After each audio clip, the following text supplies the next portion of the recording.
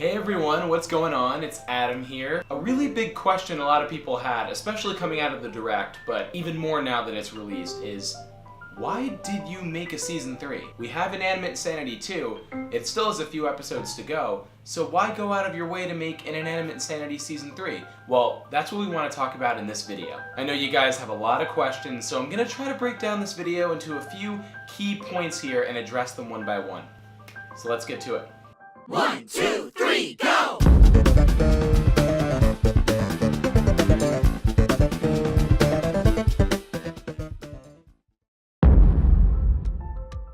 Yeah, so a really big part of what we want to do with Inanimate Insanity 3 is really take the series back to its original roots. Okay, so the first challenge will be to jump off this 60-foot cliff. Okay, so your first challenge will be to jump off this 60-foot cliff. When I created Season 1 back in 2011, it had a very different feel. I had very little animation experience. I didn't really know quite what I wanted to do, but what I knew I wanted was I wanted to have an episode come out every single month, no matter what. And I also wanted to just keep it loose, keep it fun, and just really just make it a fun, wacky competition show that everyone can enjoy. Over the years, as time has gone on, there's been this unsaid pressure to just keep raising the quality as high as you can. I'm going to make everything just like it was in episode 1. But wasn't it at sub-amateur level? That's the beauty of it. What the heck?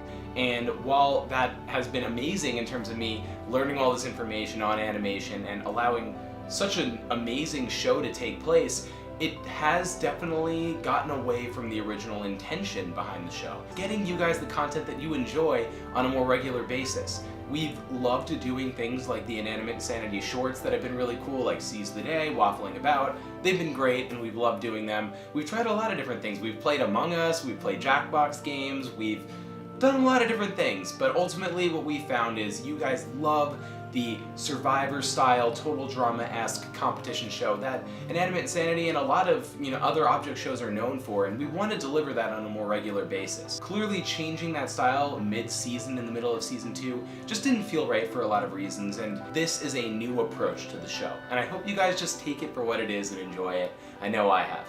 Along with all of this stuff, obviously there's been a stylistic change to Inanimate Insanity Invitational. It looks a little different this time around. If we're trying to approach that simplicity that the original seasons had, we're going to need to go in another direction with it. And so I actually wanted to share with you all, talking with Lauren a little bit about the process behind the design. All right, well, Lauren, thank you for being here today. Can you tell the lovely people what you do for Inanimate Insanity? I'm mainly a character designer. I design a lot of the cool, zany, wacky characters you see on screen, but I also do a lot of the props that you see. When I was approached to make all the characters for the season, I said, okay, I want to try and work with like least possible detail I can, like as much of like a recognizable figure without like a bunch of shading and stuff like that. So that's why a lot of the characters are only made up of like 3 colors. I also really wanted to balance the color of the cast. So II is kind of famous for like never having a blue character. We finally have like a few of them in this season, which is just absolutely perfect. And if you look at them all together, they really fit in color-wise, which is what I'm very happy about. Absolutely, and I think just also them in the environments, which I know Yellow and Gru did a lot of, it really just, I feel like, has a very cohesive look to it, which maybe the earlier seasons had a little bit less of. Yeah, definitely. Wanted to make the style of the show kind of reflect the way I like hand draw assets. When I made all these characters, that's like what I would show them for poses. We really liked that, so I was like, I'll just make assets based around this, and that's why the eyes are kind of like smaller. Taylor made all the mouths. I didn't touch those, and I think he did a really good job on that. But I think it definitely encapsulates, especially those early sketches you sent through where you just kind of like scribble. Oh yeah, definitely. Those are very much just like cave drawing scribbles. But like it's a new season, like we gotta kind of mix it up a bit. So what's so funny is I'm with you in the same boat. Is like, oh well, why just do the same exact thing with Season 3 that you did?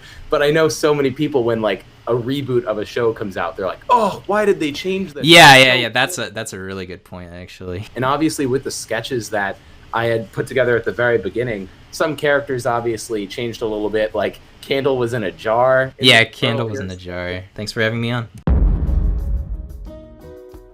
Now I'm going to talk a little bit more about gameplay elements, which is a really, really fun thing that I love about reality shows, where it really just mixes it up and you don't really know what's going to happen. Clearly, when you have very established story arcs with the characters, it almost limits you in that sense because you're a lot more worried about, uh-oh, what if this situation is thrown in and the character's arc gets cut short, which we don't want either. But I think this is going to be a fun opportunity to explore those things. What if the viewers vote for one character to be immune and all the other characters want to vote them out? What happens, right?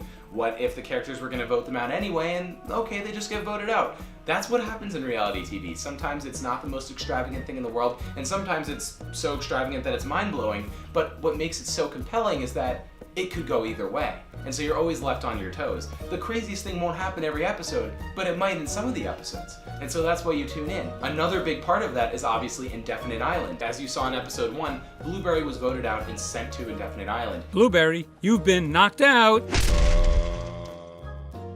He got there, he had a choice to make. Was he going to stay there and wait potentially for an opportunity to come back into the game, or was he going to leave Indefinite Island? And his response was, "This place seems nice." which, you know, if I heard that, I'd think he's gonna stay. I think he's gonna stick it out, but we'll just have to wait and see.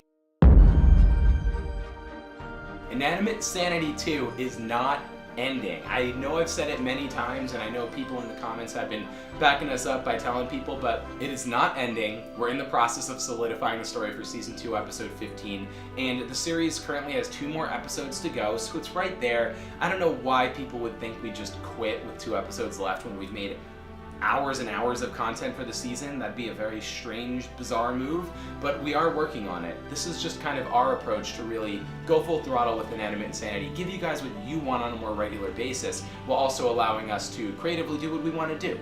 And so I'm really, really excited to see what we have in store and share with you guys what we have in store. And I really, really appreciate you guys basically just sticking with us this whole time. It has been over an entire decade now that we've been doing this. I could not be more thankful for your support. Episode 2 is coming out soon, and we're so excited to share it. So thank you guys so much for watching. This is Adam signing out. Have a good one. 1, 2, 3, go!